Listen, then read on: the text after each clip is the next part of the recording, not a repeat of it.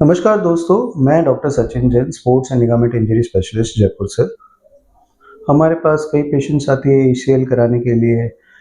कई पेशेंट्स आयुष्मान से करवाते हैं, कई पेशेंट्स कैश में कराते हैं, कई पेशेंट्स गवर्नमेंट की स्कीम्स में कराते हैं।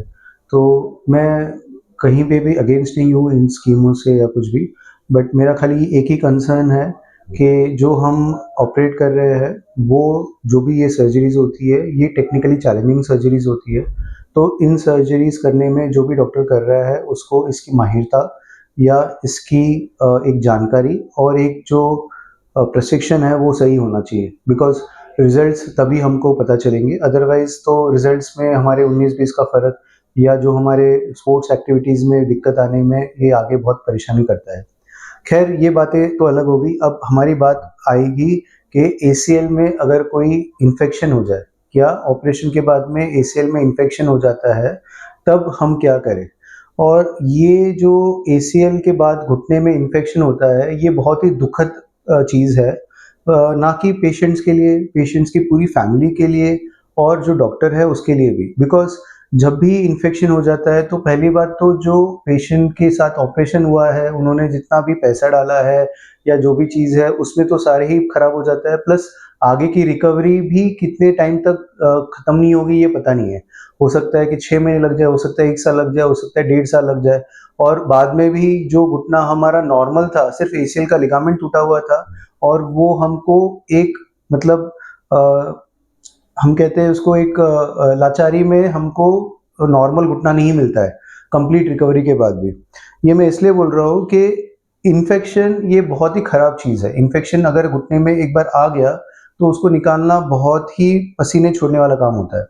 रीज़न बीइंग इन्फेक्शन अरबों की तादाद में है। जो कीटाणु होते हैं वो मल्टीप्लाई होते रहते हैं फटाफट, फटाफट, फटाफट।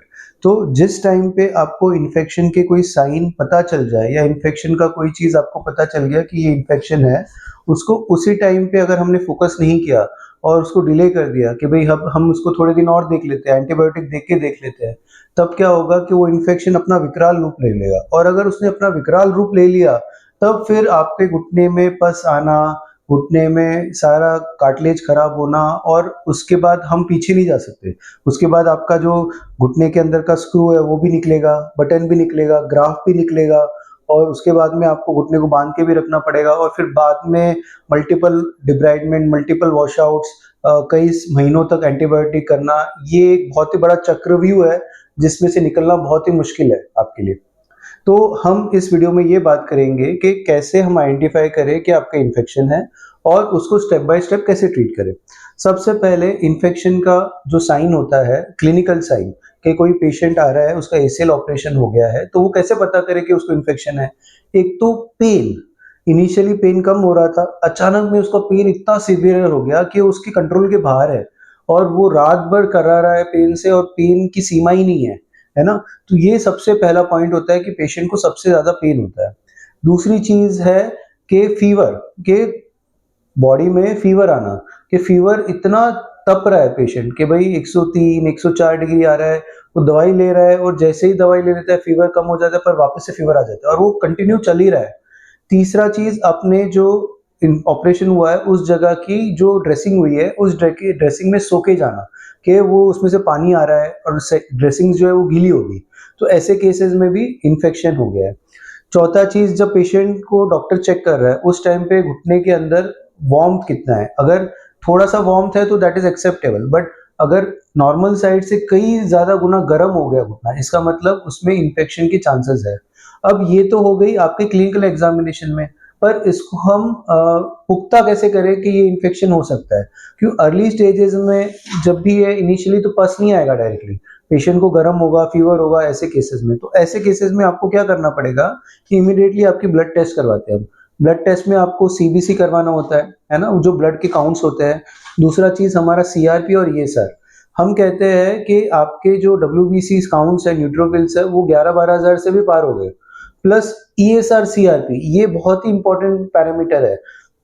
हमारा समझो सीआरपी 5 है, तो वो 5 गुना से ज़्यादा बढ़ गया, मतलब 10 गुना, अप्रॉक्सिमेटली 5 है, तो वो 60 या 70 या 80 या 90 हो गया। तो ऐसे केसेस में ये हमको पहले ही मानना है कि ये इन्फेक्शन है, भले ही उसके उसमें कोई साइन या कोई विकराल रूप नहीं आया है। तो ऐसे केसेस में जैसे ही सीआरपी है, और वो सीआरपी भी जो होता है वो बहुत ही रेप्यूटेड लैब से होना चाहिए। ऐसा नहीं कि हम कोई भी गली के नुक्कड़ से लैब से करवा लें सीआरपी और उसके रिपोर्ट में बढ़ा हुआ आ जाए। It has to be a NABL accredited lab. जब वो अच्छा लैब है और वो गवर्नमेंट से अप्रूव्ड है कि ये लैब बहुत ही बढ़िया है, उसमें वो रिपोर्ट आती है कि ये काफ़ी बड़ा हुआ है, तो ऐसे केसेस में हमको इन्फेक्शन उसको मानना है।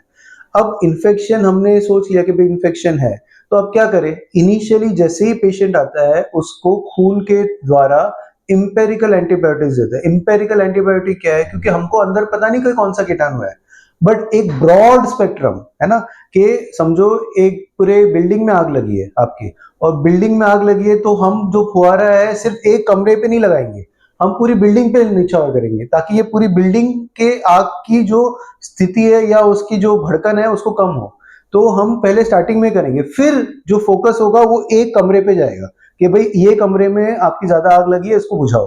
तो ऐसे केसेस में हम एम्पिरिकल एंटीबायोटिक देते हैं, जो ब्रॉड स्पेक्ट्रम है, वो कई ऑर्गेनिजम्स के अगेंस्ट एक्ट कर सकता है, वो हम देते हैं। उसके बाद में अगर कोई पस डिस्चार्ज आता है या कोई वूंड में गेपिंग आती है जिसमें से थोड़ा सा पानी आ रहा है, वो पस तो नहीं होगा, हल्का सा पानी जैसा होगा मटेरियल, उसको हम कल्चर में भेजते हैं, और कल्चर भी बहुत बढ़िया लैब में जाना चाहिए जिसमें रिपोर्टिंग बहुत बढ़िया है।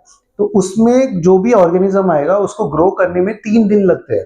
तो 3 दिन तक अगर हमने एंटीबायोटिक नहीं दिया तो क्या होगा कि ये बहुत ही ज्यादा विकराल हो जाएगा। तो ऐसे केसेस में हम एडमिट करके उसको एम्पिरिकल एंटीबायोटिक देते हैं। फिर 3 दिन बाद जो कल्चर पॉजिटिव आता है, उस कल्चर पॉजिटिव के बाद में जो स्पेसिफिक ऑर्गेनिज्म होगा, उस ऑर्गेनिज्म पे हम टारगेट करते हैं और उसको ठीक करते हैं। तो ये जो चीज होती है, ये एक स्पेसिफिक कमरे पे हम टारगेट कर रहे हैं, ना कि हम पूरी बिल्डिंग पे। फिर उसके बाद में उस एंटीबायोटिक से देखते हैं और वो होता है। तो 80-90% उसी में मामला सेटल हो जाता है, और 5-7 दिन बाद ये सब थम जाता है, फीवर कम हो जाता है, पेन कम हो जाता है और पेशेंट ठीक हो जाता है। बट अगर वो नहीं हुआ और पस आना शुरू हो गया और पेन भी बढ़ना शुरू हो गया, तो ऐसे केसेस में हम करते हैं डिब्राइडमेंट। डिब्राइडमेंट में क्या करते हैं, आर्थ्रोस्कोपी वापस से डालते हैं अंदर, अंदर इमीडिएटली वॉश आउट करते हैं जो भी गंदगी है। बेसिकली क्या होता है कि हम एंटीबायोटिक जो देते हैं वो खून से जाएगा पहले घुटने के अंदर, घुटने के अंदर जाके वो अटैक करेगा। तो हमको जो लोकली आपके घुटने के अंदर इन्फेक्शन हो रखा है, उस इन्फेक्शन को भी, उसकी जो एंटीबायोटिक के अंदर जाने की जो सीमा है उसको भी लिमिट करना पड़ेगा। तो इसलिए हम क्या करेंगे, पहले कचरा जो अंदर पड़ा हुआ है उसको सफाई करके निकालेंगे। तो multiple 3 litre, 6 litre, 9 litre, 10 litre पानी से घुटने को पूरा वॉश आउट करेंगे। उसमें भी जो एंटीसेप्टिक है, एंटीबायोटिक है, उसको डालेंगे, ताकि आपका जो लोकल जो इन्फेक्शन का जो लेवल है वो कम हो जाए। उसके बाद में उसमें ट्यूब डालेंगे, ड्रेन डालेंगे, तो जो भी गंदगी है वो ट्यूब में से निकलती रहे आराम से और वो बाहर आती रहे। फिर उसके बाद में हम एंटीबायोटिक देंगे, और वो एंटीबायोटिक उस लेवल पे काम करेगा और वो धीरे धीरे इसको शांत करेगा। तो ये मोस्ट प्रोबेबली तो एक में ही हो जाता है, बट फिर भी अगर नहीं हो तो एक और दो बार भी करना पड़ सकता है जिसमें वॉश आउट होता है। और उसके बाद में हम मॉनिटरिंग कैसे करते हैं, कि मॉनिटरिंग होती है ईएसआर सीआरपी लेवल से, कि जैसे पहले दिन का जो आपका सिंगल जहाँ पे बेस्ट लैब से आपने कराया था, उसी लैब से ही अपने को सीआरपी और ईएसआर रिपीट कराना है। तो वो सीआरपी ईएसआर समझो 100 था, तो 5-7 दिन बाद में वो आ गया आपका 50, फिर आ गया 30, फिर आ गया 5। तो ये लेवल घटने में भी उसको टाइम लगता है। तो ऐसा नहीं कि हमारे क्लिनिकली पेशेंट का पेन बिल्कुल खत्म हो गया, घुटना शांत हो गया, फीवर नहीं आ रहा है, ठंडा हो गया, पेन नहीं है, एक्सरसाइजेस कर रहे हैं और सीआरपी भी लेवल कम हो गया, इसका मतलब हम इन्फेक्शन से अब हमने छुटकारा पा लिया। तो अब क्या होता है, बहुत बारी डॉक्टर्स या जो भी इन्फेक्शन है तो डॉक्टर्स भी डर जाते हैं कि यार इन्फेक्शन हो गया, ये मेरा नसीब खराब है, कि भाई क्या हो गया, अब मैं पेशेंट भी परेशान होगा और मैं भी परेशान होऊंगा, क्या करें। बट इन्फेक्शन से डरना नहीं है। क्यों? क्योंकि इन्फेक्शन हमारे हाथ में नहीं है। वो क्यों आया किसी को नहीं पता, क्योंकि जो भी सर्जन ऑपरेट कर रहा है वो बहुत ध्यान से कर रहा है, बहुत अच्छे से कर रहा है, कहीं पे भी कोई चीज गंदगी नहीं लगे, टच नहीं करे। पर कीटाणु जो है, अगर हमारी इम्यूनिटी कम हो जाए तभी इन्फेक्शन हो सकता है। तो ऐसे केसेस में डॉक्टर को अपना काम करने दो कि भाई वो एंटीबायोटिक देगा, वॉश आउट देगा, पर आपका क्या काम है, एक तो घबराना नहीं है। बिकॉज अगर आपने घबराया तो वो आपके स्ट्रेस को बढ़ाएगा, और उसने अगर स्ट्रेस को बढ़ा दिया तो आपके बॉडी की इम्यूनिटी और कम हो जाएगी। तो वो चीज नहीं करनी है, पहली बात। दूसरी बात, आपको ये करना है कि इसकी एक्सरसाइजेस बंद नहीं करनी है। तो एक्सरसाइजेस जो भी एक लिमिटेड में हो, क्योंकि आप अगर एक्सरसाइज नहीं करोगे एसीएल के बाद में तो मसल्स वीक हो जाएंगे, तो आपके मसल्स को आपको स्ट्रेंथ लेने ही पड़ेगा कंटिन्यूअसली। तो भले ही आप माइल्ड से करो बट एक्सरसाइज करो और मसल्स को एक्टिवेट रखो, क्योंकि इन्फेक्शन जब बंद हो जाएगा तब आपको एक्सरसाइज करने में बहुत जान पे आ जाएगी। तो इसलिए अगर आपने एक्सरसाइज थोड़ी थोड़ी करके रखी हुई होगी तो आपकी रिकवरी भी जल्दी से ठीक हो जाएगी। और लास्ट स्टेज जिसमें इन्फेक्शन बहुत ही विकराल हो गया है, जिसमें पूरा ही अंदर कचरा हो गया है, कार्टिलेज भी खराब होना शुरू हो गई और पेशेंट कई दिनों से परेशान रहा है और उसके पस आ रहा है, तो ऐसे केसेस में हो सकता है कि हमको सारे इम्प्लांट निकालने पड़े।